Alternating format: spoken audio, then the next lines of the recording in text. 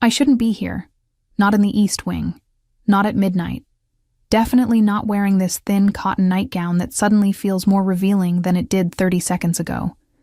But Adrian Morello asked for the financial report before his meeting tomorrow, and I forgot to leave it in his office earlier. So here I am, standing in the doorway of his bedroom, folder in hand, praying he's still downstairs with his men. The room is dark except for city lights filtering through massive windows. Everything screams money and power, black silk sheets, minimalist furniture, the faint smell of expensive cologne. I cross quickly to his desk, set down the folder. Mission accomplished. I'm halfway to the door when I hear it. Footsteps. In the hallway. Getting closer. Shit. I freeze. Maybe he'll go to another room first. Maybe he won't notice.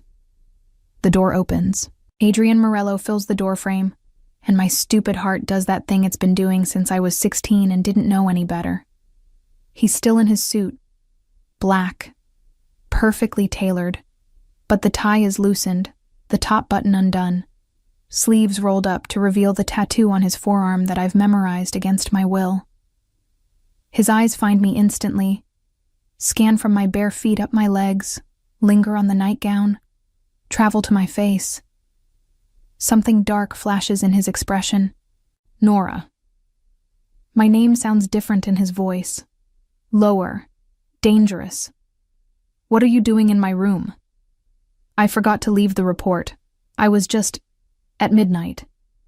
He steps inside, closes the door behind him with a soft click that sounds impossibly loud. In your pajamas. Heat floods my face. I thought you were still downstairs. I was, until I got a notification that someone entered my private wing. He moves closer, each step deliberate. Imagine my surprise when the camera showed you, looking like that. I'm leaving. Are you? He's in front of me now. Too close. Close enough that I smell whiskey and something darker underneath. Or are you playing one of your little games? I'm not playing anything. No.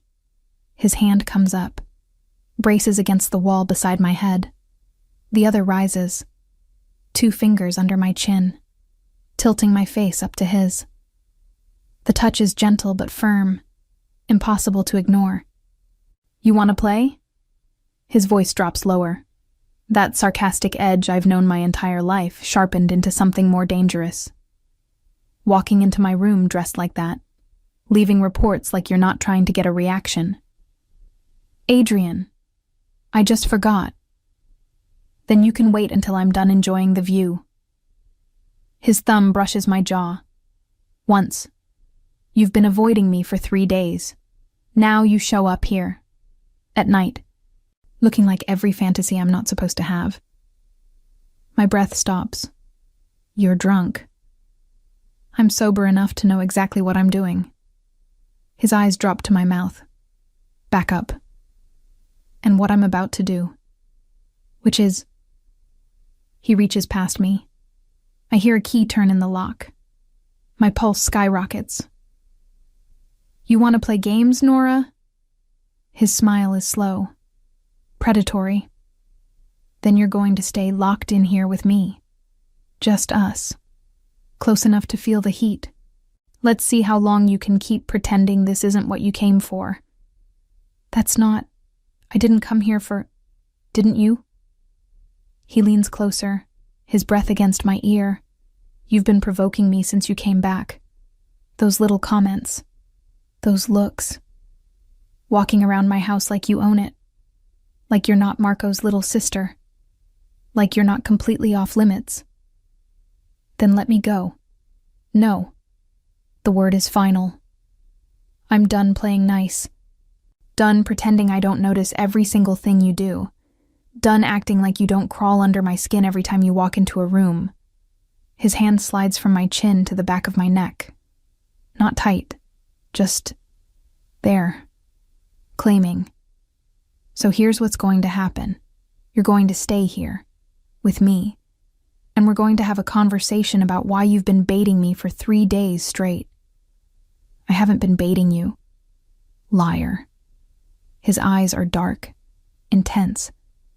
You wore that red dress to dinner last night, sat across from me, laughed at Nate's jokes like they were the funniest thing you'd ever heard, then looked at me like you were daring me to react.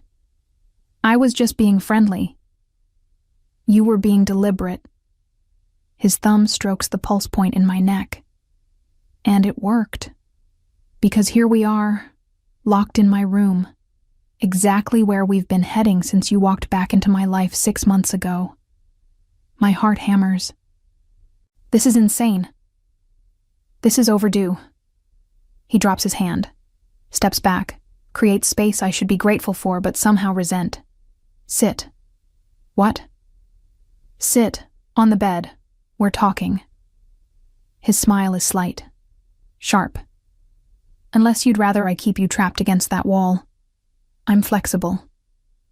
I move to the bed, sit on the edge, try to look unaffected. He leans against his desk, arms crossed, watching me with an expression I can't read. And why'd you come back, Nora? You know why. My dad died. Marco got me the job. Try again. You could have stayed in Iowa, could have gone anywhere. Why here? Why now? Because I needed the money. Bullshit. He pushes off the desk. You came back because you're not done with me, just like I'm not done with you. That's not... Then leave. He moves to the door, holds up the key. I'll unlock it right now. You can walk away. Go back to your room. Pretend this never happened. I should go. Should absolutely go. But I stay sitting, watching him, hating how much I want him to keep that door locked. That's what I thought. He pockets the key, returns to stand in front of me. You're not going anywhere, Reed, and neither am I. Why are you doing this? Because I'm tired of pretending, tired of watching you flirt with my security, tired of acting like you don't affect me. He crouches, brings us eye level. And because you walked into my room wearing that nightgown, and we both know it wasn't an accident. It wasn't. His hand finds my knee, just resting there. You wanted this, wanted me to react, wanted to see if I'd finally break the rules Marco set 10 years ago. My mouth goes dry. You remember that. I remember everything. His voice is rough. I remember you at 16, crying over your first breakup. I remember you at 18, walking around in cut-off shorts that drove me insane. I remember the night in the garden when we almost... He stops. I remember all of it, Nora. Every single moment I wasn't allowed to have you. Marco had a reason. Marco's reason was bullshit. She's my sister. She's off limits. As if I didn't already know that. As if I wasn't already fighting myself every time you looked at me. Then why all the others? The question bursts out. Why Sienna? Why all those models and socialites if I was supposedly so... Because you were untouchable.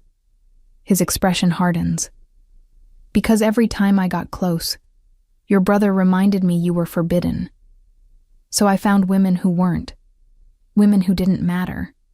Women I could have without breaking the one rule I couldn't break. That's messed up. That's honest. He stands, towers over me. I'm messed up, Nora. I've always been messed up. Especially when it comes to you. Silence. The air between us is suffocating. Electric. Let me out, I finally say. Please. Why? Scared of what happens if you stay? Yes. His smile returns. Good. You should be.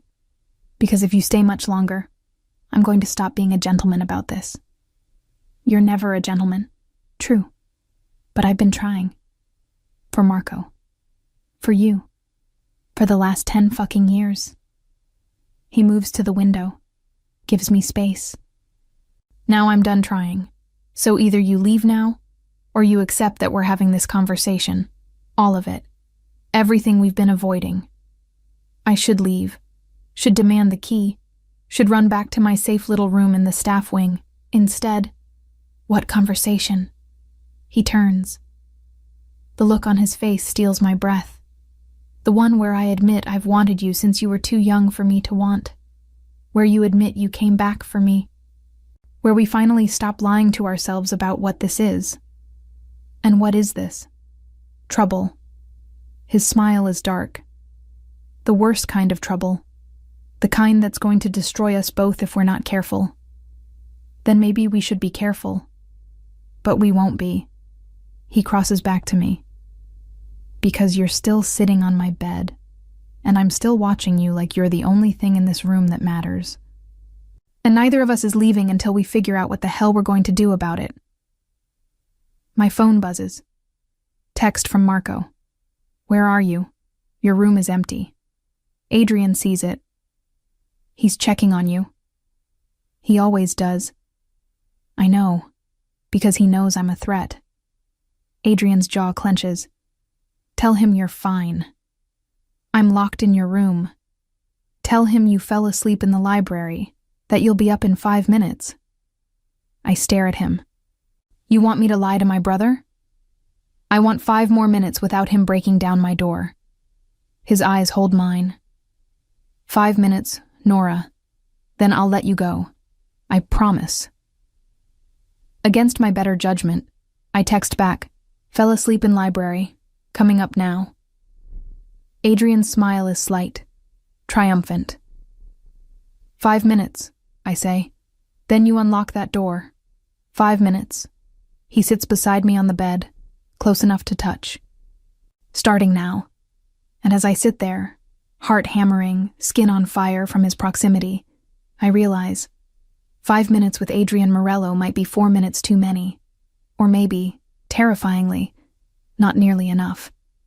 Chapter 2. When we were young. 9 years ago, I'm 16 and stupid enough to think Adrian Morello might actually like me back. He's 23. Dangerous even then.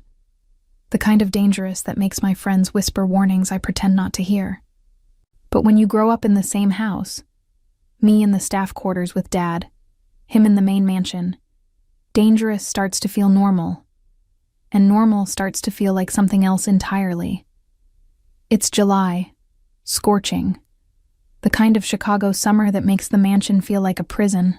I'm on the basketball court behind the garage, alone, practicing free throws in cutoff shorts and a tank top that's probably too small, but it's the only one that doesn't make me sweat through in 5 minutes. Your form is terrible. I spin. Adrian is leaning against the fence, arms crossed, that insufferable smirk already in place.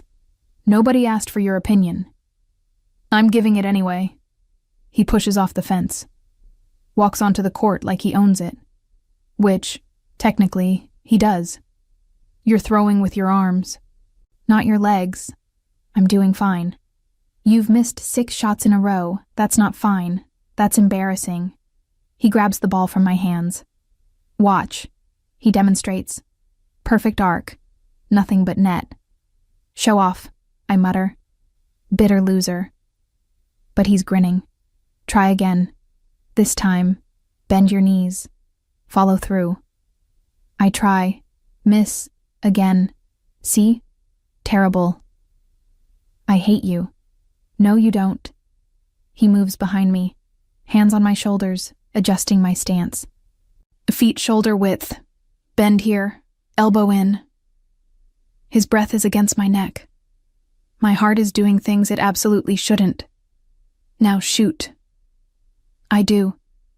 The ball swishes through. Perfect. There you go, Reed. You're coachable after all. I turn to face him. He's closer than I thought. Close enough to see the gold flecks in his dark eyes. Thanks, I manage. Don't mention it. But he doesn't move back. Literally. Don't mention it. If Marco asks, you taught yourself. Why would Marco care if you helped me with basketball? His smile fades slightly. Because Marco cares about everything when it comes to you, including who gets close. You're not getting close. You're just teaching me to shoot. Am I? His eyes drop to my mouth. back up, because it feels like something else. My breath catches. Like what? Like I'm about to do something really stupid. Such as... He leans in. Just slightly, testing. I don't move back. Adrian. Marco's voice cuts through the moment like a knife. Dad needs you inside. Now. Adrian steps back immediately. The professional mask slides into place. Coming. He looks at me one last time, something unreadable in his expression. Then he's gone, and I'm left standing there, ball forgotten, realizing I almost let him kiss me. Worse, realizing I wanted him to. 3 months later, the dynamic shifts after that day. We start playing games. He steals my books from the library. I hide his car keys. He calls me kid. I call him asshole. He dates my friend Jennifer just to get a reaction. I flirt with the new security guard just to get even. Back and forth. Push and pull. Everyone sees it except us. Or maybe we see it and just don't care. October brings the annual Morello Foundation Gala. I'm not supposed to be there. I'm staff family. Background. But Marco insists I come. You're 16 now. Old enough to understand the business. Plus, Dad wants you to see what this life looks like. What it looks like is excessive. Crystal chandeliers. Designer gowns. Men in expensive suits discussing things in hushed Italian. And Adrian. At the center of it all. 23 and already commanding respect his father barely has to demand anymore. He's with someone. A model whose name I don't catch. Blonde. Perfect. Everything I'm not. Don't stare, Marco mutters beside me. It's embarrassing. I'm not staring. You are, and he knows it. My brother's jaw tightens. Stay away from him, Nora. I mean it. We're just friends. You're not friends. You're a kid with a crush. And he's... Marco stops. He's not for you. Trust me on this. You can't tell me who to... I can when it comes to him. Marco's voice is firm. He's my best friend. You're my sister.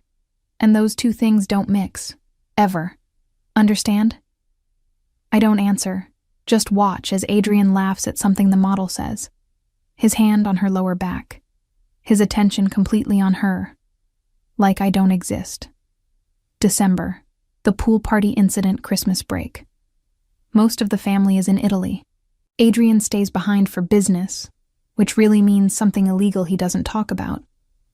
Marco and Dad are in the city for the night. I'm supposed to be at a friend's house. Instead, I'm at home, and Adrian is throwing a party at the pool house, despite the freezing weather, because indoor pools make people forget it's winter. I hear the music from my room. See the lights. The laughter. I should stay away.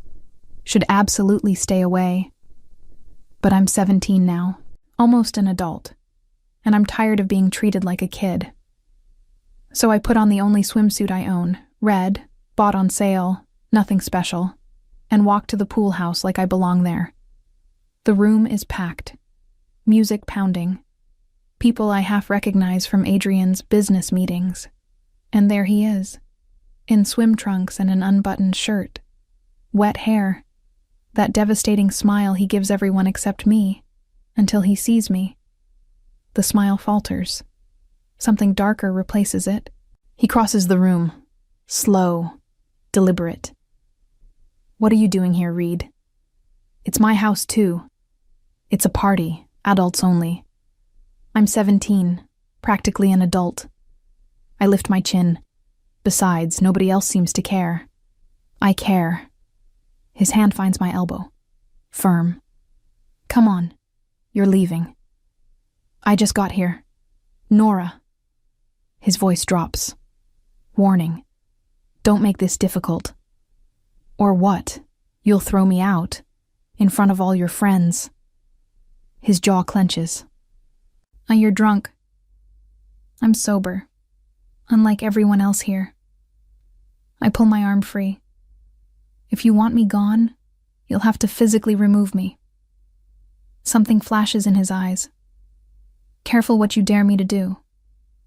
I'm not scared of you. You should be. But his hand slides from my elbow to my wrist. Gentler now. Come on, let's get you out of here before Marco finds out you crashed. He leads me through the crowd, out the back door, into the garden where the music is muffled and the air is freezing. I can walk myself back. You're barefoot, and it's December. You'll freeze. He shrugs off his shirt, still damp, drapes it over my shoulders. What were you thinking? I was thinking I'm tired of being invisible. Invisible? He laughs, dark. Nora, you're the opposite of invisible. You're all I fucking see. That's the problem. My heart stops. What? Nothing. Forget I said that. He runs a hand through his wet hair. You need to go inside. Now. Before someone notices. Adrian. I step closer. What did you mean? I meant you're a distraction I don't need. A complication that's going to get us both in trouble. His eyes meet mine. And you showing up at my party, looking like that, doesn't help. Looking like what? Like every thought I'm not supposed to have. His voice is rough. And like proof I'm going to hell for wanting Marco's baby sister. The confession hangs between us. I'm not a baby. You're 17. In 3 months, I'm 18. And I'll still be too old for you. Still too dangerous. Still completely wrong. But he's moving closer. Still wanting you anyway. We're inches apart now. His shirt around my shoulders. His chest bare and close enough to touch. Adrian. I should walk away. His hand comes up. Touches my face. I should let you go inside. Forget this conversation. But I'm tired of pretending. His thumb brushes my lower lip. Tired of watching you grow up knowing I can't have you. Tired of using other women to forget the only one I actually want. Then don't pretend. My voice is barely a whisper. Just for tonight, don't pretend. He leans in. So close I feel his breath. If I kiss you, there's no going back. Good. His smile is brief, pained. Nora, Adrian! We spring apart. Marco is standing at the garden entrance, face dark, fists clenched. Inside, now, he's talking to me. Dad's home early. He's looking for you. I grab Adrian's shirt from my shoulders, thrust it at him, run past Marco without looking back, but I hear it, the confrontation. Marco's voice, low and furious. She's my sister. Adrian's response, quiet. I know. Then act like you know. Because if I catch you near her like that again, friendship or not, I will end you. That night, in my room I lie in bed, heart still racing, replaying every moment. The way he looked at me, the way he almost kissed me, the way Marco looked ready to kill him. My phone buzzes. Adrian, I'm sorry. Me. For what? Adrian, for making this complicated, for wanting something I can't have, for almost crossing a line I shouldn't cross. Me. What if I wanted you to cross it? 3 dots, then nothing. Finally, Adrian. Then we're both in trouble, because Marco made himself clear. You're off limits, completely, forever. Me. And if I don't care what Marco says, Adrian, then you're braver than I am, because I can't lose him, and I can't have you. So we're done with whatever this is. Understand? Me. I hate you. Adrian. I know. It's better that way. 6 months later, Adrian starts dating seriously. Models, socialites, women his age who fit his world. I watch from the sidelines. Pretend it doesn't hurt. He pretends I don't exist. Marco seems satisfied. Dad sends me to college in Iowa. Time to see the world outside this house. I go, grateful for the distance, trying to forget the boy who almost kissed me in a frozen garden, the man who taught me to shoot baskets and steal my heart without even trying. Present day, I'm sitting on Adrian's bed, 5 minutes almost up. You remember that night? I say quietly. The pool party. He's silent for a moment. I remember everything. Marco threatened you. He did more than threaten. He made it clear. You were off limits. Forever. And if I touched you, our friendship was over. The business was over. Everything. So you chose him. I chose not to ruin 3 lives. His eyes meet mine. You were 17, Nora. I was 24. It wasn't just Marco. It was wrong. You deserved better than some criminal who couldn't keep his hands to himself. What if I didn't want better? What if I wanted you? Then you were young and stupid, and didn't understand what being with me actually meant. And now you're still too good for me, but I'm too selfish to care anymore. He glances at his watch. 5 minutes are up. He stands, unlocks the door. You can go, back to your room, back to safety, back to pretending we're just old family friends. I should leave, should absolutely leave, but I stay sitting, looking at him. Or you stay, and we stop pretending, and we deal with whatever hell Marco brings down on us. His smile is slight, dark. Your choice, Reed. It's the first time in 9 years he's given me a real choice. And for the first time in 9 years, I know exactly what I want. Lock the door again. His eyes widen. Nora? Lock it. We're not done talking. The smile that crosses his face is pure trouble. He locks the door, and we both know we're about to break every rule Marco ever set. Chapter 3. Back where we started. Present day. 6 months ago. Coming back to Chicago feels like returning to a crime scene. Everything's familiar but wrong. The city looks the same. The mansion looks the same. But I'm different. 25 instead of 18. College degree. Real-world experience. Scars that don't show but run deep. And Dad's gone. Heart attack. Quick. Painless, they said. I don't believe them. Marco meets me at the airport.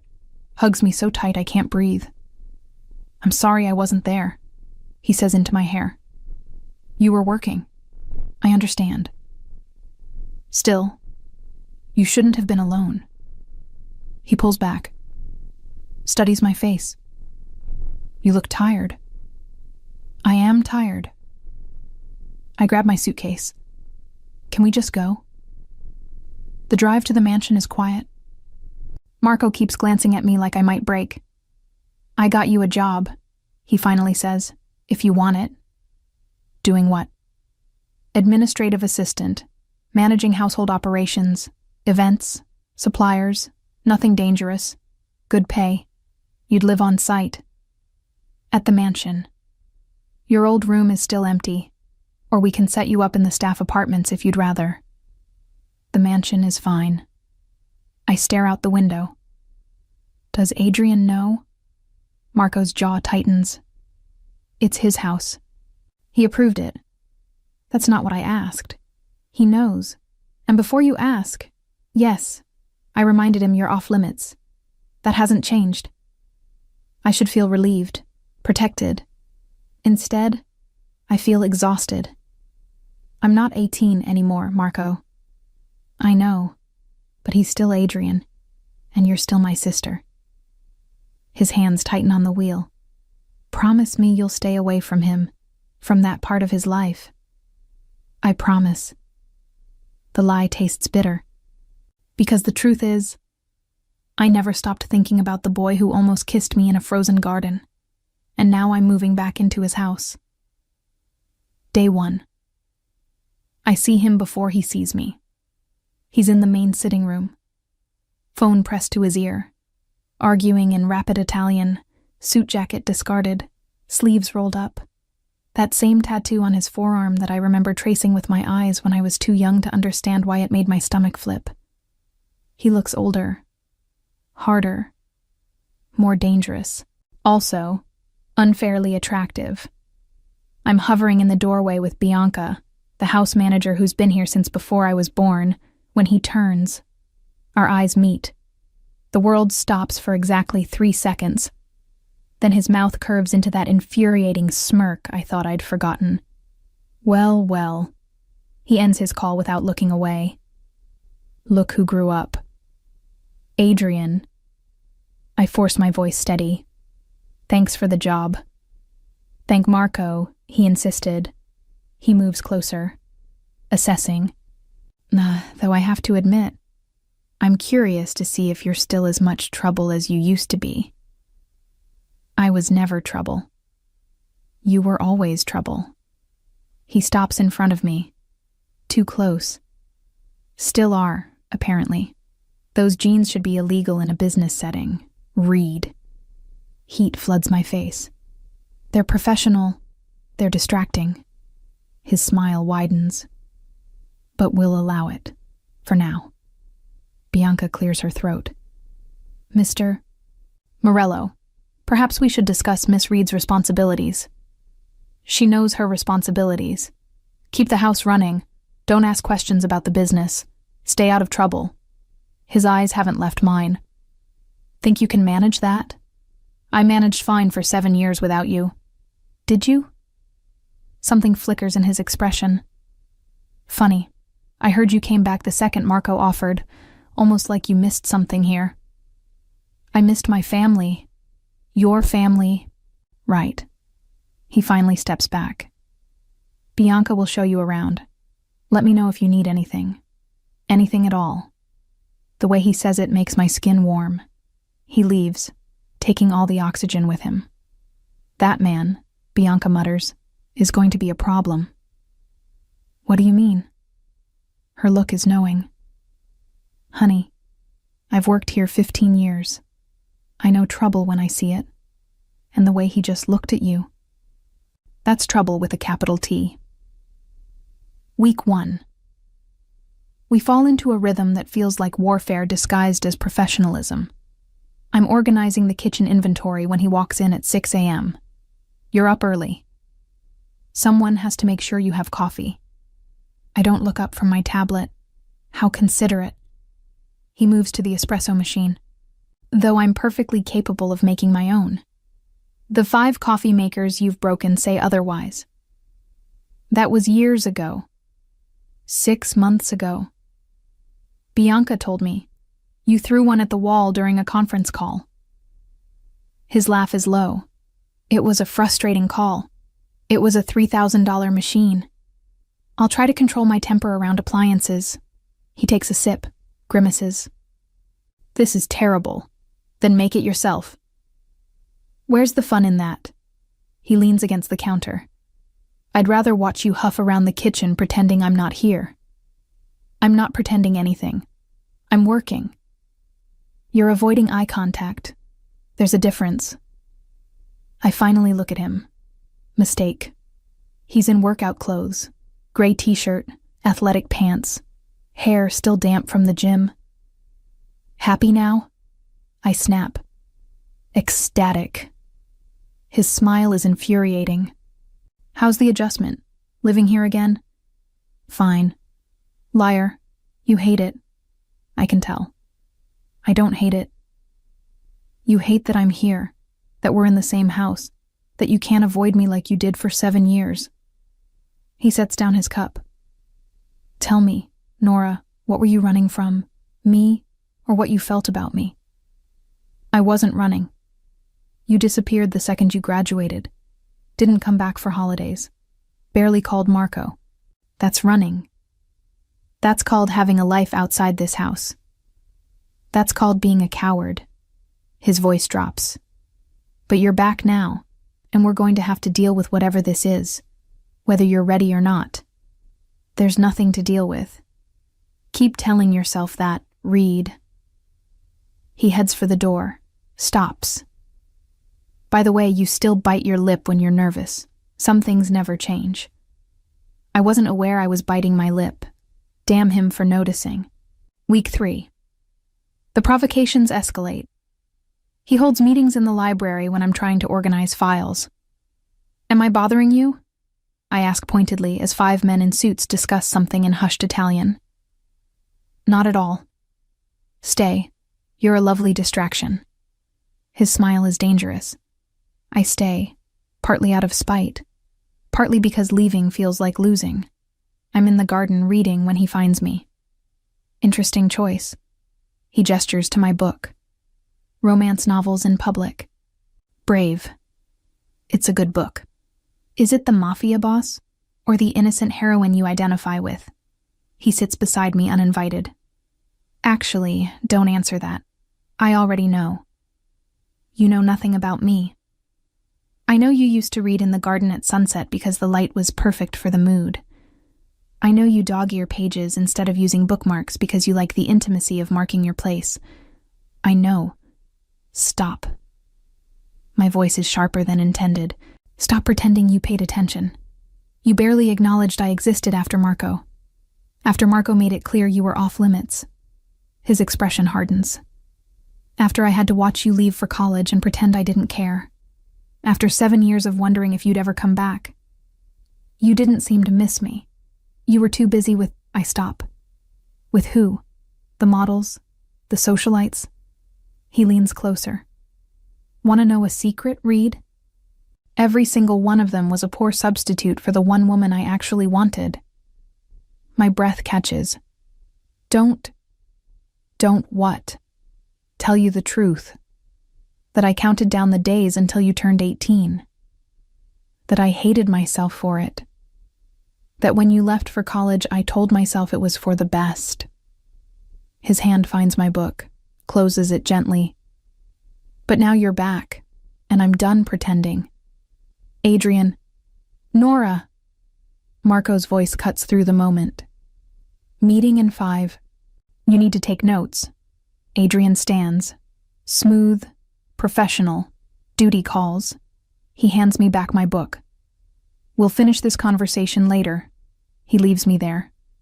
Heart racing. Hating how much I want that later to come. Week 5. He starts bringing women home. Not to his room. Just to dinner. To meetings. To the sitting room where I'm organizing paperwork. Nora, this is Sienna. Old friend of yours, I believe. Sienna Clark. Former best friend from high school, now polished, designer clothes, perfect makeup, and hanging on Adrian's arm like she owns him. Nora, oh my God, I heard you were back. She doesn't let go of Adrian. You look different. Good different.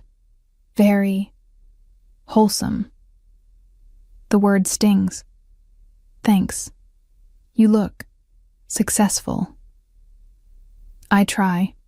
She laughs. Touches Adrian's chest. Adrian's been showing me around. The house is even more amazing than I remembered. I'm sure it is. I focus on Adrian.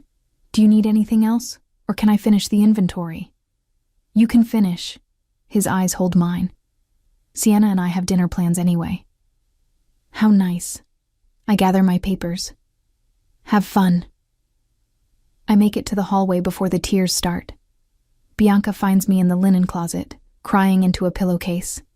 He's doing it on purpose, she says quietly. Doing what? Making you jealous, testing you, seeing if you care. She sits beside me. That man is a fool, but he's a fool who's been in love with you since you were 16, and he doesn't know how to handle it except by pushing. If he loved me, he wouldn't. If he loved you smart, he wouldn't. But Adrian Morello has never done anything smart when it comes to you. Just reactive. Just messy. Just very, very stupid. Week 6. I decide to play the game too. Nate, head of security, is attractive, funny, completely safe. I start having lunch with him, laughing at his jokes, letting him walk me to my car when I run errands. It's harmless, friendly, but Adrian doesn't see it that way. He watches, silent, jaw tight. One night, Nate walks me to my room, says goodnight, completely platonic. I'm about to close the door when Adrian appears. Late night, just talking to Nate. Not that it's your business. Everything that happens in this house is my business. He leans against my doorframe. Especially when it involves one of my men getting too friendly with my... He stops. With your, what? Employee? Your friend's sister? I cross my arms. Say it, Adrian. What am I to you? You know what you are. No, I don't. Because you keep sending mixed signals. You flirt. You bring women home. You watch me with other men like you care. Pick one. I can't. Why not? Because Marco isn't here. It's just us. So tell me the truth. What do you want, Adrian? He's quiet for a long moment. Then, I want you to stop looking at Nate like he's safe. Because he's not. Nobody in this house is safe. Especially not me. Then, maybe I should leave. Don't. The word is sharp.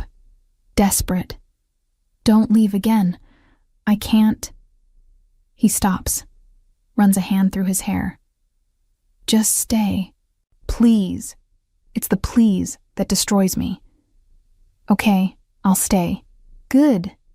He starts to leave, stops. And Nora, stay away from Nate. I'm asking nicely. Once. Or what? His smile is dark. Or I'll stop being nice. And you'll see exactly how possessive I can be. He leaves me standing there. And I realize the game we're playing isn't fun anymore. It's dangerous. And neither of us knows how to stop. Chapter 4. The night everything breaks, week 8. The party is Adrian's idea. Annual business gala.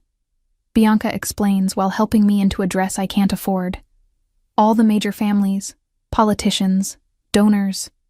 You're expected to be there since you manage the household. I'm staff. I should be in the background. You're Marco's sister. That makes you family adjacent, which means you wear something nice and smile pretty for the cameras. She zips up the back. There. You look beautiful. I stare at my reflection. The dress is simple, navy blue, elegant but not flashy. Hair pulled back, minimal makeup. I look exactly like what I am, someone trying not to be noticed. Perfect, Bianca says. Now go down there and survive the next 4 hours without either Morello brother causing a scene. The ballroom is packed. Crystal chandeliers, string quartet, waiters with champagne, people in designer everything discussing business that probably isn't legal. I stay near the edges, taking notes for Bianca, making sure everything runs smoothly. Then I see her, Sienna, in a red dress that probably costs more than my car, on Adrian's arm, looking like she belongs there. My chest tightens. Nora. She spots me immediately, waves. Come say hi. I have no choice but to walk over. Adrian's eyes track my approach, something unreadable in his expression. Doesn't she look amazing? Sienna gushes, gesturing to herself. Adrian surprised me with this dress. Isn't he the best? The best, I echo flatly. We were just talking about the summer we all spent at the lake house. Remember? You, me, and...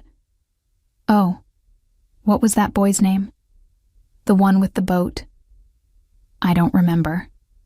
A lie. I remember everything about that summer, including the night Adrian showed up unannounced and spent the entire weekend barely speaking to me. Well, anyway. Sienna's hand slides up Adrian's arm, possessive. It's so nice that you're working here. Adrian says you're very efficient. The way she says efficient makes it sound like an insult. I do my job. Of course you do. Her smile is sharp. Someone has to manage the help, right? The comment lands like a slap. Adrian's expression darkens. Sienna, I'm going to check on the catering. I turn away before either of them can see my face. I make it to the kitchen, press my palms against the cool counter. Breathe. I'm fine. I'm professional. This doesn't matter, except it does. Because watching Adrian with her, with anyone, makes me feel 16 again. Invisible. Not enough. You okay? Nate appears in the doorway. Concerned. Fine. Just needed air. Liar. But his smile is kind. Want to grab some actual food? The hors d'oeuvres are beautiful but taste like cardboard. Despite everything, I laugh. That sounds perfect. We end up in the staff break room, sharing leftover lasagna from lunch, talking about everything except the party. You know he's watching you, right? Nate says casually. Who? Adrian. Through the security feed. He's been glaring at the monitor for 10 minutes. My stomach flips. He's probably just checking the cameras. He's watching you, trust me. I've worked security here for 3 years. I know what checking cameras looks like. And that's not it. Nate, I'm not blind, Nora. Neither is anyone else who works here. You two have been circling each other like tigers for 2 months. He leans back. I'm just saying, life's too short to play games with someone you actually care about. I don't... Yeah, you do. And he does too. He's just too stubborn and messed up to admit it.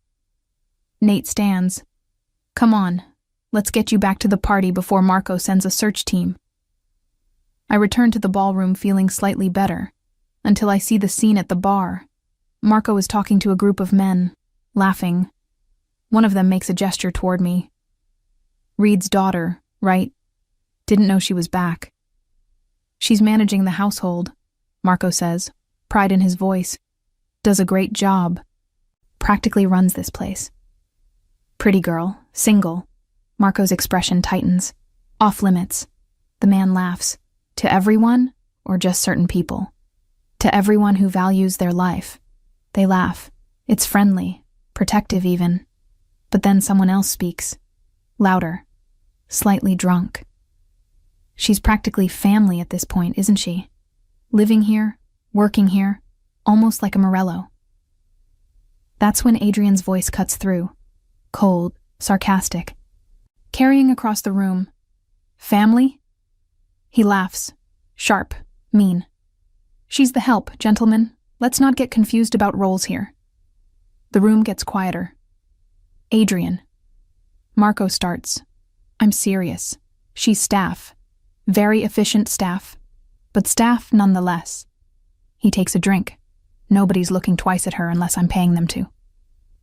Silence. Complete. Crushing. Silence. My vision tunnels. The room spins. He didn't just say that.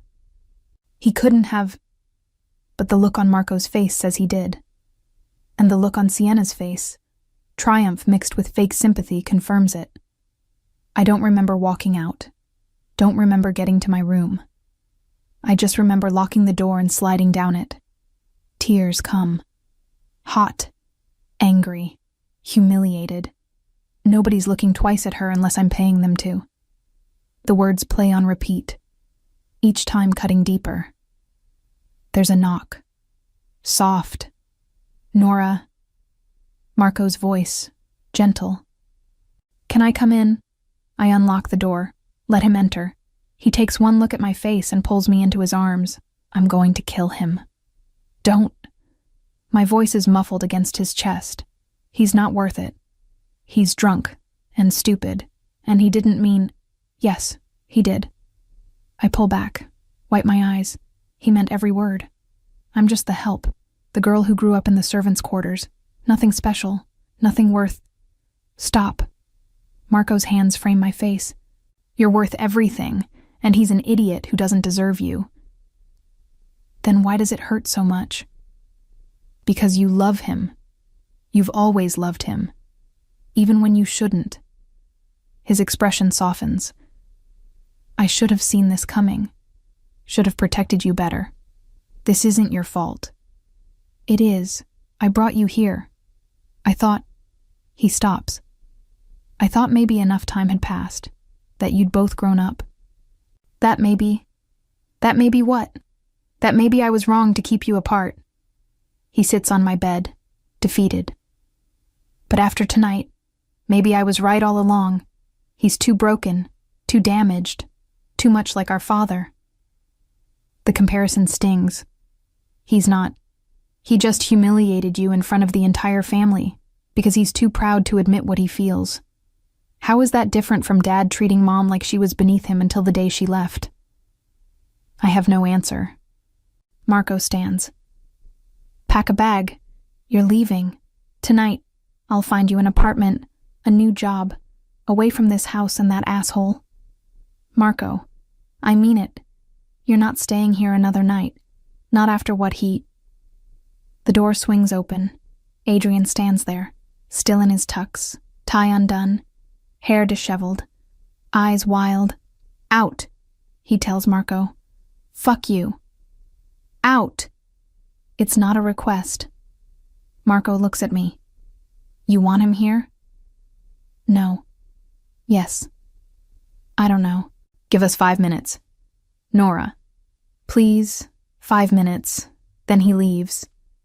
Marco goes, reluctantly, but he leaves. Adrian closes the door, locks it.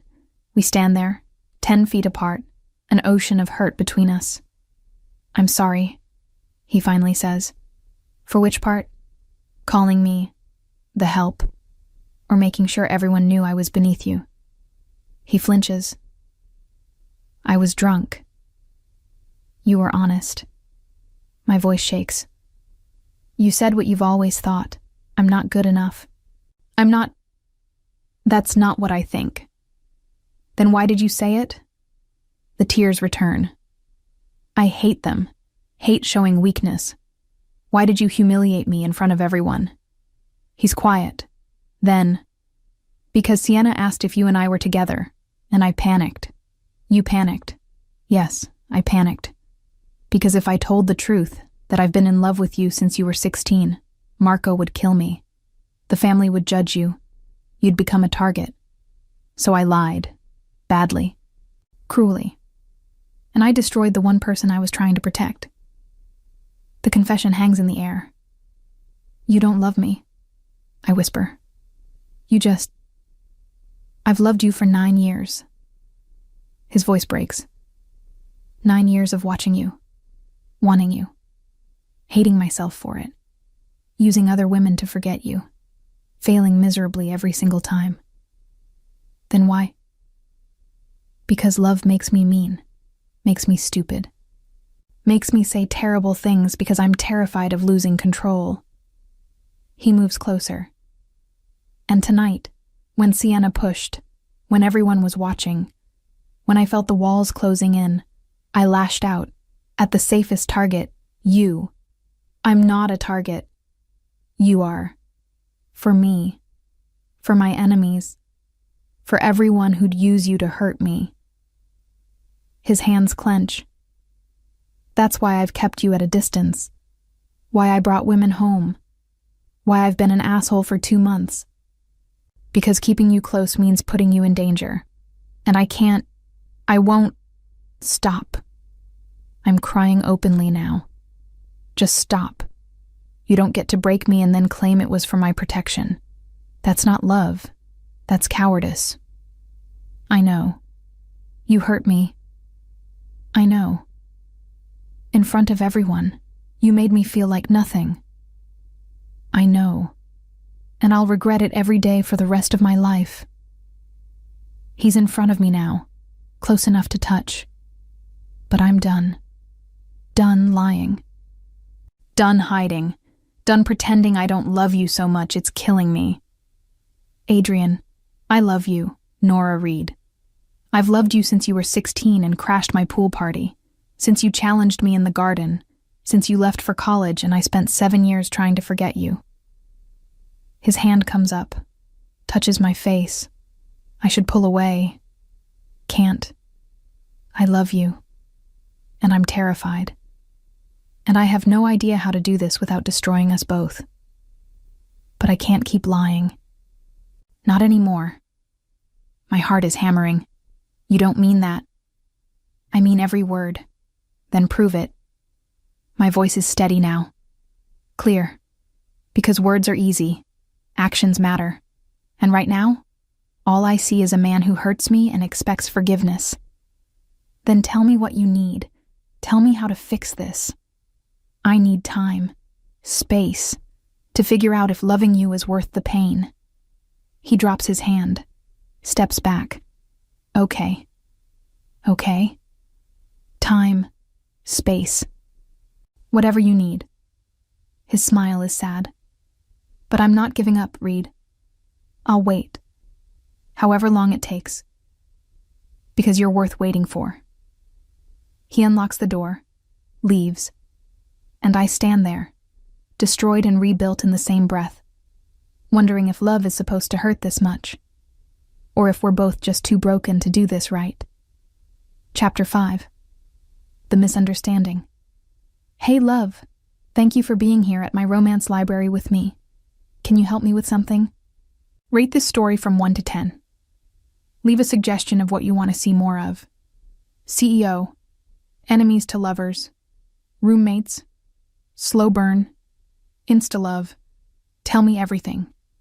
The more you share, the better I can bring you the romance that makes your heart beat faster. Comment here. I read every word with care. Let's dream together. Continuing. 3 days later, I pack my things while Bianca pretends not to cry. You don't have to go, she says for the 5th time. It'll blow over. These boys always fight and make up. I'm not fighting with him. I'm leaving. I fold another shirt. Marco found me an apartment, good neighborhood, close to the city. I start job hunting tomorrow. Honey, he loves you. He has a terrible way of showing it. I close my suitcase. And I need space to figure out if love is enough when it comes wrapped in humiliation. She hugs me tight. Call me. Every day. I need to know you're okay. I will. And Nora. For what it's worth. That boy has been miserable since the party. Hasn't slept. Barely eats. Just works and stares at your empty chair like it personally offended him. Good. Maybe he'll learn something. But the vindication feels hollow. Adrian doesn't try to stop me. He watches from his office window as Marco loads my car. Doesn't come down. Doesn't call. Just watches. I tell myself I'm relieved. That his distance proves I made the right choice. The tightness in my chest says otherwise. Week 1. The apartment is small, clean, quiet, too quiet. I'm used to the mansion, the constant activity, Bianca's humming, Nate's jokes. Even Adrian's infuriating presence made the space feel alive. This feels like a tomb. I apply to jobs. Get a few interviews. Nothing sticks. Marco visits daily, brings food, makes sure I'm okay. And he's asking about you, he says one night over Thai takeout. Don't. I'm just saying, Marco, please, don't. He sighs. Fine, but for the record, I've never seen him this broken, not even when Dad died. He'll survive. Will you? I don't answer. Week 2. I get a job at a marketing firm. Entry level. Boring, but it pays rent. My coworkers are nice. Normal. Nobody carries guns or speaks in hushed Italian about territories. It should feel like freedom. It feels like exile. That's when the rumors start. I hear it from Bianca first. There's talk, in the house, about money missing from one of Adrian's accounts. What does that have to do with me? Nothing. Probably. But someone mentioned your name. Said you had access to the household accounts. That you were always around when deliveries came in. My blood runs cold. They think I stole from him. I don't know what they think. But Adrian's been investigating, quietly, and your name came up. I didn't take anything.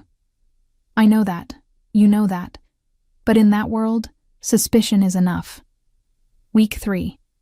The misunderstanding crystallizes when Marco stops visiting. He calls instead. Voice tight. Did you take money from Adrian's accounts? What? No. Why would you? Someone transferred $50,000 the day after the party. From a business account you had limited access to. Adrian's asking questions. I didn't touch his money. Then how do you explain the transfer? I can't. I didn't do it. My voice rises. Marco, you know me. You know I wouldn't. I want to believe you. But Adrian showed me the records. Your login. Your access code. The transfer happened from your computer. My computer was in the office that night. Anyone could have used it. But they didn't. The timestamp shows it happened after you left. From your room. I was packing. I wasn't... Marco, please. You have to believe me. Silence. Then, I don't know what to believe anymore. Just don't come back to the house. Not until this is sorted. He hangs up. I stare at my phone, shaking. Someone set me up. Someone used my access. My computer. My name. And now even my brother thinks I'm a thief. Week 4. I stop answering calls. Bianca leaves voicemails.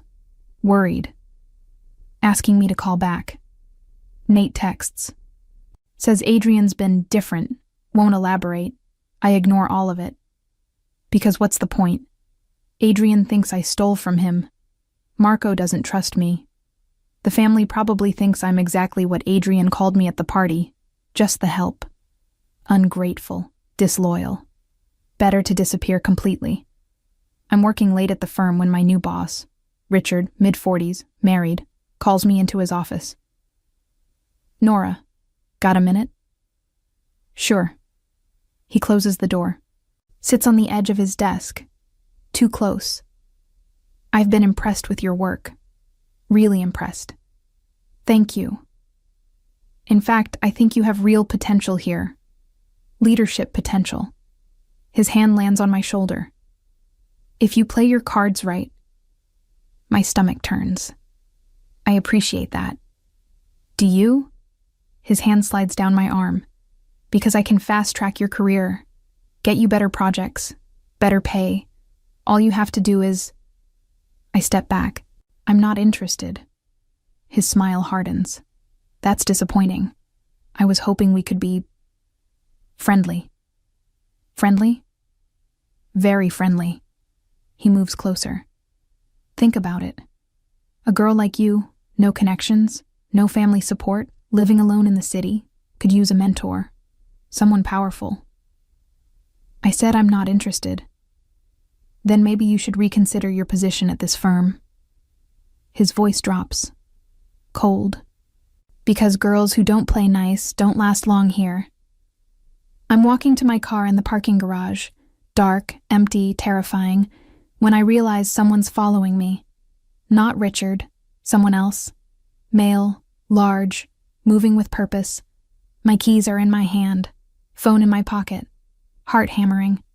Excuse me, Miss Reed. I don't turn around, just walk faster. I just want to talk. I'm not interested. A hand grabs my arm, spins me around, not aggressive, not violent, but firm enough that I can't pull away. I'm not going to hurt you. I'm just delivering a message. From who? Someone who thinks you have information about Adrian Morello. Someone who'd pay very well for that information. I don't work there anymore. But you did. And you know things. Things that could be useful. He holds out a card. Call this number. Name your price. Easy money. I'm not selling information about... Think about it. You're alone, working a dead-end job, no support. Adrian Morello threw you away. Why protect him? He drops my arm, walks away.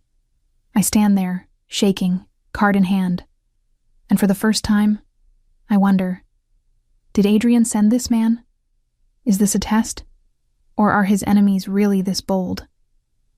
I'm unlocking my apartment door, hands still shaking, when I sense movement behind me. I spin, keys raised like a weapon.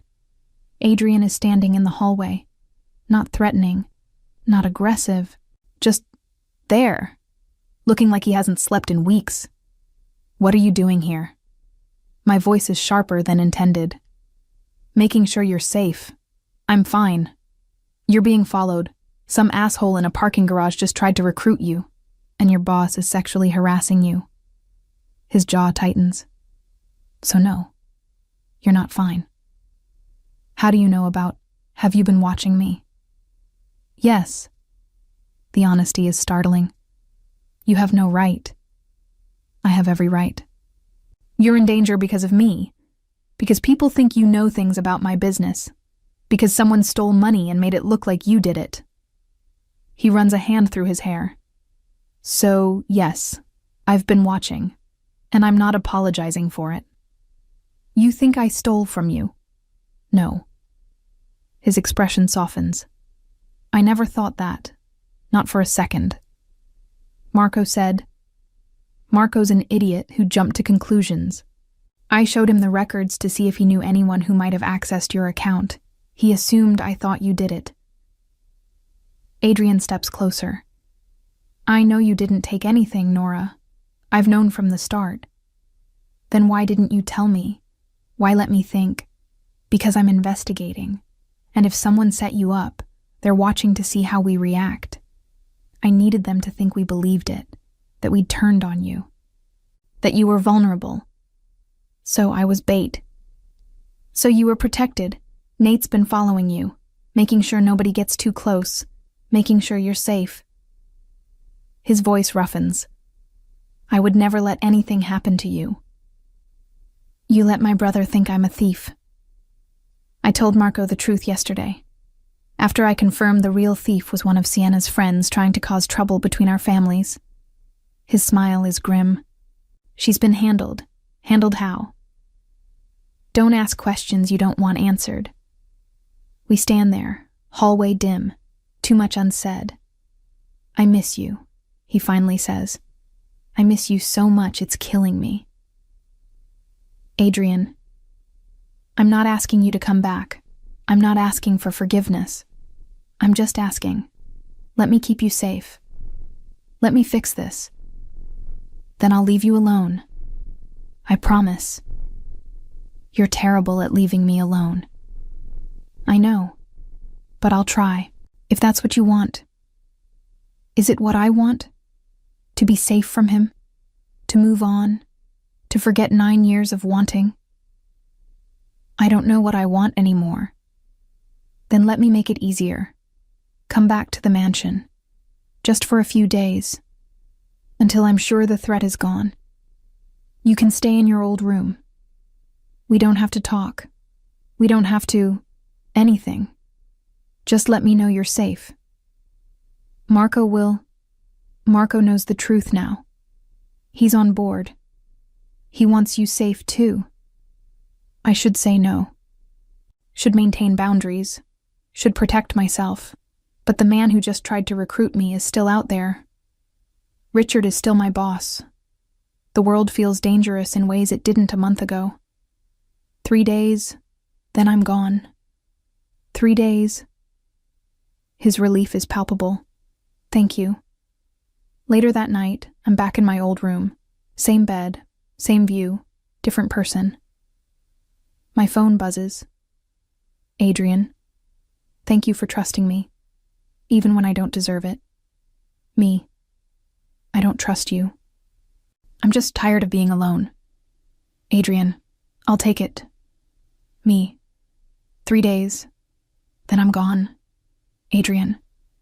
We'll see. I stare at those 2 words. We'll see. Like he knows something I don't. Like he's planning something I won't see coming. And despite everything, the pain, the humiliation, the weeks of separation, part of me wants to find out what. Chapter 6. When walls fall. Day 1. Back at the mansion, I avoid him all day. Not difficult. He's locked in meetings. Business. The kind that involves men in suits speaking Italian and looking grim. I stay in my room. Order food delivery because eating in the kitchen means risking seeing him. Bianca knocks around 8. This is ridiculous. You're hiding. I'm not hiding. I'm maintaining boundaries. You're being stubborn. There's a difference. She sets down a tray. Homemade lasagna. My favorite. He asked me to make this. Said you probably weren't eating properly. I eat fine. You've lost weight. I can see it. Her expression softens. He's worried, honey. We all are. I'm here. I'm safe. That's what he wanted. That's what he asked for. What he wants is you. But he's too proud and too stupid to say it without messing up first. She leaves before I can respond. I eat the lasagna. It tastes like home. I hate that he still knows exactly what I need. Day 2. Marco finds me in the library. Can we talk? If you're here to apologize again, I'm here to explain. He sits across from me, tired, older than I remember. I should have trusted you, should have known you'd never betray us. But Adrian showed me the evidence and I panicked. You thought I was capable of stealing. I thought you might be trying to hurt him because of what he said at the party. Marco's voice is quiet. And I thought maybe you wanted revenge. And honestly, I wouldn't have blamed you. The admission startles me. You thought I'd hurt him. I thought you had every right to. He leans forward. Nora, what he said, what he did, I wanted to kill him. I've never been that angry at anyone in my life. He humiliated you, made you feel worthless, and I stood there and let it happen. You didn't know he'd say it. I should have protected you better. Should have pulled you out of that room the second he opened his mouth. His hands clench. Instead, I froze, and you paid the price. Marco, I'm sorry for not trusting you, for not defending you, for bringing you back to this house in the first place. He looks at me, really looks at me. You should leave, for real this time. Get away from Adrian, from me, from all of this. Is that what you want? No, I want you safe, and you're not safe here. He stands. But I also know you're not leaving. Not really, because you love him, and he loves you, and you're both too stubborn to just... He stops. Figure it out, before you destroy each other. He leaves me with that. Figure it out. Like it's simple. Like love isn't the most complicated thing I've ever felt. Day 2, late night I can't sleep. The mansion is too quiet, too full of memories, too haunted by everything that's happened. I'm in the kitchen, making tea, wearing an old t-shirt and shorts, when I hear it. Voices, from Adrian's office. Raised, angry, then a crash. My heart stops. I should stay away, mind my business, follow the rules. Instead, I move toward the sound. The office door is half open. Inside, Adrian is alone, phone on the floor, probably what made the crash, papers everywhere, and his hands braced against his desk like he's holding himself up. Adrian? He spins, eyes wild, then carefully controlled. You should be asleep. I heard. Are you okay? Fine. Just business. But his voice is rough, strained. I step inside, close the door. What happened? Nothing that concerns you. Adrian, what happened? He's silent for a long moment. Then, the man who tried to recruit you in the parking garage. He's dead. Shot. 2 hours ago. My stomach drops. What? Someone killed him. Professional hit. Clean. No witnesses. His jaw clenches. Message sent. Message to who? To me. To anyone trying to use you to get to me. He finally looks at me. They're escalating, using you as bait, and I can't protect you if you're not here. You think they'll come after me. I know they will. That's why I needed you back. Why I've had Nate shadowing you. Why I haven't slept in 3 weeks.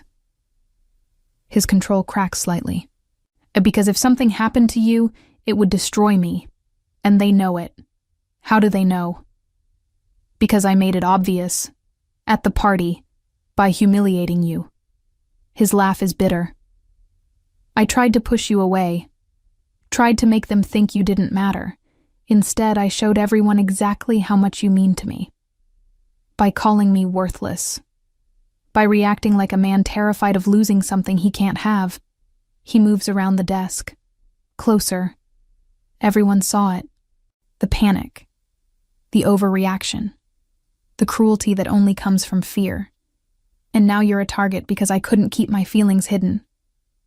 So this is my fault for making you feel something. This is my fault for being too weak to stay away from you. His hands come up, frame my face, gentle despite the intensity in his eyes. I should have left you alone. Should have let you go to college and never come back. Should have married some socialite and forgotten you existed. But I couldn't, because you're under my skin, in my blood. The only thing that's felt real in 9 years. Adrian, I love you. The words tumble out, raw. I love you and it's killing me. Because loving you means putting you in danger. Means watching people target you to hurt me. Means knowing that the safest thing I could do is let you go. And I can't. I'm too selfish. Too obsessed. Too completely ruined by you. My breath catches. You're not ruined. I am. You ruined me when you were 16 and crashed my pool party in that ridiculous red swimsuit. You ruined me when you left for college and I counted down 7 years hoping you'd come back. You ruined me when you walked back into this house and looked at me like I was still the boy who almost kissed you in a garden. His forehead touches mine. I'm ruined, Nora. Completely. And I'm done pretending I'm not. Tears burn my eyes. You hurt me. I know. You made me feel like nothing. I know. And I'll spend the rest of my life regretting it. His thumbs stroke my cheeks. But I need you to understand. I didn't say those things because I believe them. I said them because I'm terrified. Of you. Of what you make me feel. Of how badly I want you when I know I shouldn't. Then stop pushing me away. I'm trying. I'm so fucking trying. His voice breaks. But I don't know how to love you without it being dangerous. Without it destroying us both. Then maybe we figure it out together. My hands come up, cover his. Maybe we stop running. Stop lying. Stop pretending this isn't exactly what we both want. What if I hurt you again? Then I'll leave. For real this time. I meet his eyes. But you get one more chance, Adrian. One. To prove you can love me without destroying me. To show me this is real. It's real. His voice is fierce. It's the most real thing in my life. Then prove it. He kisses me. Not gentle. Not tentative. 9 years of wanting in a single kiss. His hands slide into my hair. Mine clutch his shirt. Everything I've been denying crashes through me. He tastes like whiskey and regret and coming home. When we break apart, both breathless, he rests his forehead against mine. I'm going to mess this up, he whispers. I'm going to be possessive and jealous and probably toxic in ways I don't even realize yet. I know. And you're still staying. I'm still staying. For now. I pull back slightly. But Adrian, if you ever humiliate me like that again, if you ever make me feel small or worthless or like I don't matter, I'm gone. No second chances, no explanations. Gone. Understand? I understand. His smile is slight. Sad. Thank you. For what? for giving me another chance I don't deserve. We stand there in his office, wrapped around each other, the world outside still dangerous, but for the first time in weeks, it feels manageable. "Stay with me tonight," he murmurs. "Just sleep, nothing else. I need you close." "Okay." He takes my hand, leads me upstairs. Not to my room, to his. The room where this all started. Where he locked the door and asked if I wanted to play. This time, there are no games. Just him pulling me into bed. Wrapping around me like he's afraid I'll disappear. "I missed you," he says against my hair. "Every second, every day. I missed you too." The admission feels like freedom. Even when I hated you, I missed you. Good, because I'm not letting you go again. His arms tighten. "You're mine now, Nora. For real this time. And I'm going to prove it. Every single day. For as long as you'll have me." That's a big promise. It's the only promise that matters. I fall asleep in his arms. Safe, despite everything. Loved, despite the danger. Home, despite knowing this could all fall apart tomorrow. But for tonight, it's enough. Day 3. Morning. I wake up alone. Panic sets in immediately. Did he leave? Did he change his mind? The door opens. Adrian walks in with a breakfast tray. Coffee, toast, fruit. "You're awake. You brought me breakfast. I promised I'd prove it, starting now." He sets down the tray, sits on the edge of the bed. "How do you feel?" "Confused, happy, scared. Me too." His hand finds mine. "But I'm done running, done pushing you away, done pretending I don't want exactly this." "This?" "You. In my bed. In my life. In my world." He kisses my knuckles. "Whatever it takes, however long it takes, you're worth it. Even if it's dangerous. Especially if it's dangerous. I'm good at dangerous." His smile is slight. "I'm terrible at feelings. But for you, I'll learn." That's very romantic for a mob boss. I'm a romantic mob boss. It's my brand now. Despite everything, I laugh. And for the first time in weeks, the world doesn't feel quite so heavy. Chapter 7, Surrender Day. 3. Evening. The day passes in a strange bubble. Adrian cancels his meetings, stays home. We don't talk about the future or the danger or what happens when my 3 days are up. We just exist together. He makes lunch. I laugh at his terrible cooking. We eat burnt grilled cheese and pretend it's gourmet. We walk the gardens. He tells me stories about growing up in this house, the trouble he got into, the pressure he felt, the man he became because he had no choice. "I never wanted this life," he says quietly. The business, the violence, the constant looking over my shoulder. Then why not leave? Because it's not just my life, it's Marco's, the family's, everyone who depends on me. He stops walking, looks at me. "But if you asked me to walk away from all of it tomorrow, I would, in a heartbeat." "I'm not asking that. I know.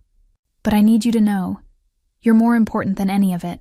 The empire, the power, the legacy. All of it means nothing if I lose you." That night, he finds me in the library.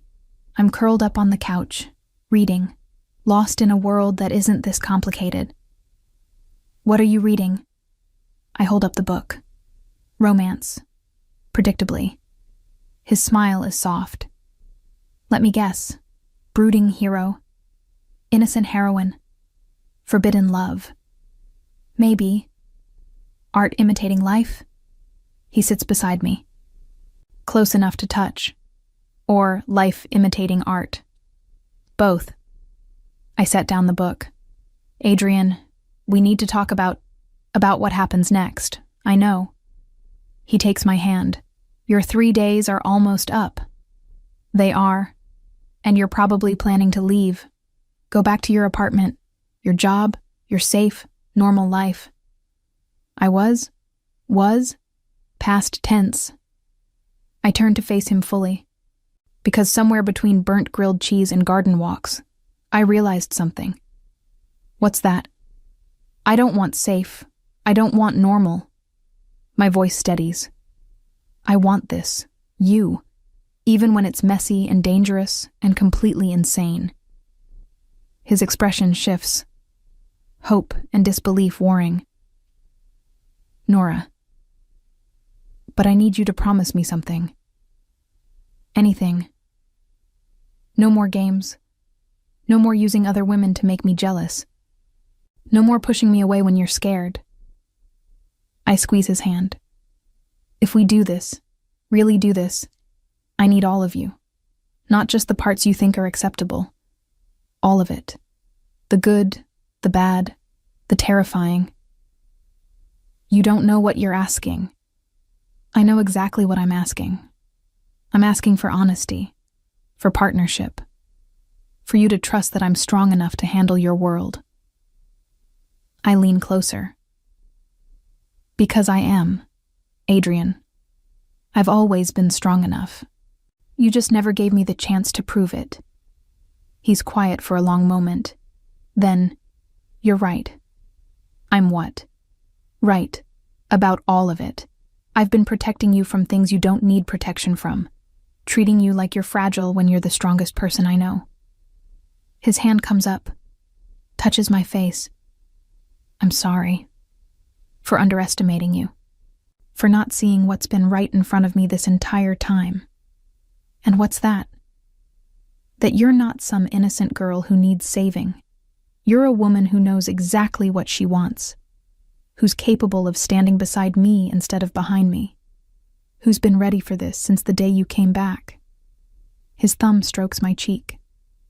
I'm the one who wasn't ready, who kept running because I didn't think I deserved you. And now I'm done running. He shifts closer. And now I'm asking, will you stay? Not for 3 days, not temporarily. Stay, build a life with me. Be my partner in every sense of the word. My heart hammers. That's a big ask. It's the only ask that matters. His eyes hold mine. I love you, Nora Reed. I've loved you since you were 16 and too young for me to love. I love you now. And I'll love you 50 years from now when we're old and gray and still arguing about everything.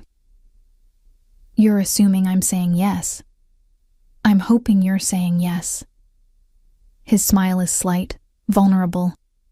But if you say no, I'll understand. I'll let you go. I'll make sure you're safe and set up and never bothered again. And I'll spend the rest of my life knowing I let the best thing that ever happened to me walk away. The confession hangs in the air. That's very dramatic. I'm Italian. Drama is genetic. But his voice is serious. What do you say, Reed? Want to take a chance on a broken man who's desperately in love with you? I pretend to think about it. Depends. On? On whether you're going to kiss me or just keep talking. His laugh is low. Rough. I can definitely kiss you. Then stop talking and... He kisses me before I can finish. Not like before. Not desperate or rushed or fueled by anger and fear. This kiss is slow, deliberate, a promise in every brush of lips. His hands frame my face like I'm precious. Mine slide into his hair. The book falls forgotten to the floor. Nora, he breathes against my mouth. Tell me to stop. Why would I do that? Because if we don't stop now, I'm going to carry you upstairs and spend the rest of the night showing you exactly how much I love you. Heat floods through me. That's supposed to make me want to stop. His smile is dangerous. Last chance, Reed. Say the word and I'll be a gentleman. We'll take this slow. Wait until... Adrian. Yeah. Stop being a gentleman.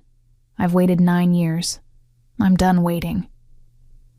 Something ignites in his eyes. You're sure? Completely sure. He stands, scoops me up like I weigh nothing. Then hold on. He carries me through the mansion, up the stairs, past my room, to his, the room where we started this, where he locked the door and asked if I wanted to play. This time, when he locks the door, it's not a game. It's a promise. He sets me down beside the bed, hands gentle as he brushes hair from my face. I need you to know something before we... He stops, starts again. I've been with other women, too many. None of them mattered. None of them were you. Adrian, let me finish, please. His hands frame my face. You matter. You've always mattered. And I want this to be different. To mean something. To be...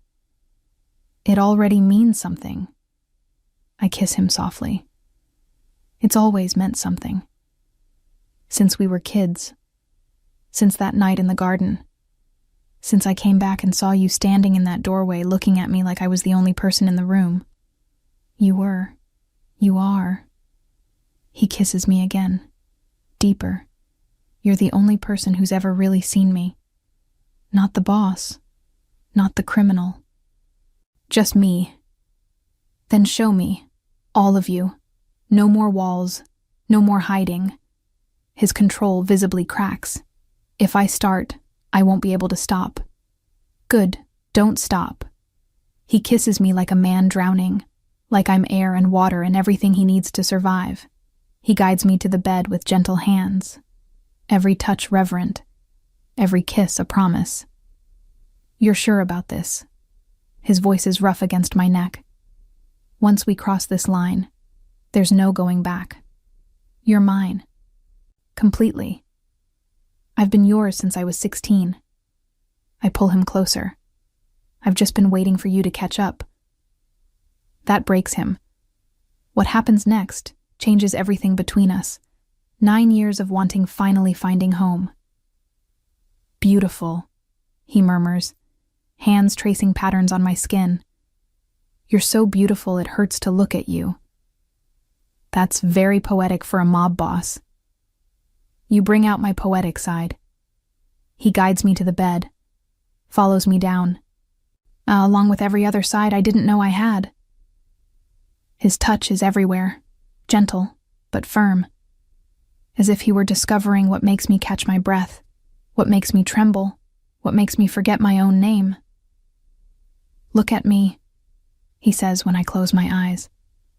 I want to see you, all of you, every moment. So I look. Watch his face as we move together. See the same wonder I'm feeling reflected back.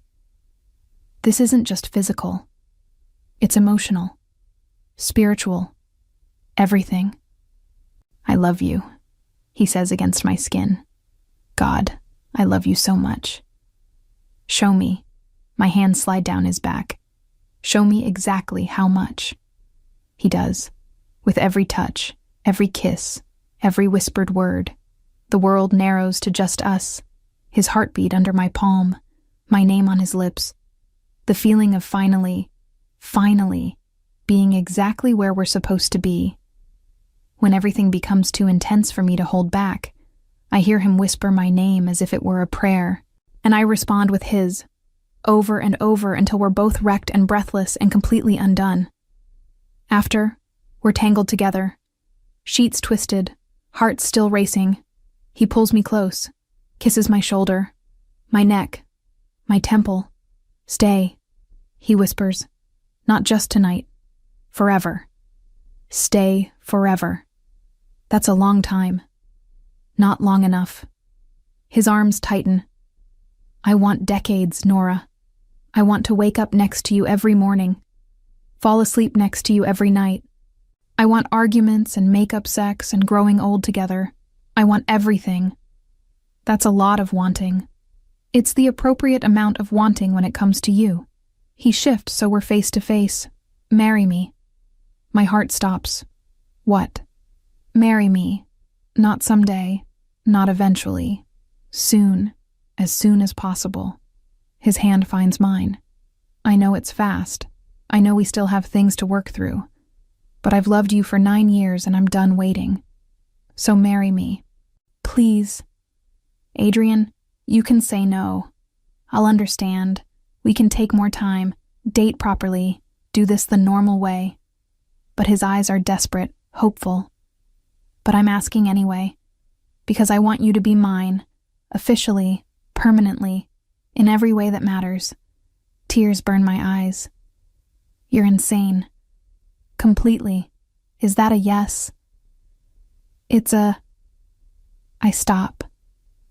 Look at him. Really look at him. Ask me again in 6 months. When we've figured out how to navigate your world together. When I know this is real and not just what? Not just 9 years of pent-up wanting finally finding an outlet. His expression softens. Fair enough, 6 months. But Nora? Yeah, in 6 months, I'm asking again, and I'm not taking no for an answer. We'll see. We will see. He kisses me softly. And you'll say yes, because you love me, and because we're inevitable. We always have been. Confident much? Completely. His smile is devastating. Now come here. I'm not done showing you how much I love you. Adrian, I know, and I want to again, and probably several more times before morning. His hand slides up my spine. Because I have 9 years of wanting to make up for, and we have all night. We don't sleep much. Whenever we start to fall asleep, one of us reaches for the other. The kisses grow deeper, the touches softer, and we lose ourselves in each other all over again. By dawn, we're exhausted and happy and completely wrecked. I'm never letting you leave this bed, he murmurs against my hair. I have to eventually. Marco will send a search party. Marco can wait. The world can wait. He pulls me closer. Right now, you're mine, and I'm keeping you exactly where you are. Possessive much? When it comes to you? Absolutely. He kisses my forehead. Get used to it, Reed. You're stuck with me now. Promise. Promise. Epilogue. 6 months later. The ring is simple, elegant, perfect. He gets down on one knee in the same garden where we almost kissed 9 years ago. I promised I'd ask again in 6 months, he says. So here I am, asking, will you marry me, Nora Reed? Will you be my partner, my home, my everything? Yes. No hesitation. Yes, I'll marry you. His smile could light the world. Thank God. Because I already planned the wedding. You what? I'm Italian and impatient and hopelessly in love with you. He slides the ring on my finger. And I'm done waiting. So we're getting married next month, if that's okay with you. Next month? Too soon. I look at the ring, at him, at the garden where we started. It's perfect. The wedding is small. Family, close friends. Marco officiating, because of course he is. Do you, Adrian Morello, take this woman to be your wife, to love and cherish and try really hard not to be a possessive asshole about? Adrian grins. I do. Do you, Nora Reed, take this man to be your husband, to love and tolerate and occasionally remind him he's not actually in charge? I do. Then, by the power vested in me by the state of Illinois and common sense, I now pronounce you husband and wife. Adrian, kiss your wife before she changes her mind. He does, long and deep and full of promise. And as we walk back down the aisle, hands intertwined, rings gleaming, future uncertain but together, I realize something. This is it. This is what 9 years of wanting looks like when it finally finds home. And it's absolutely perfect. The end.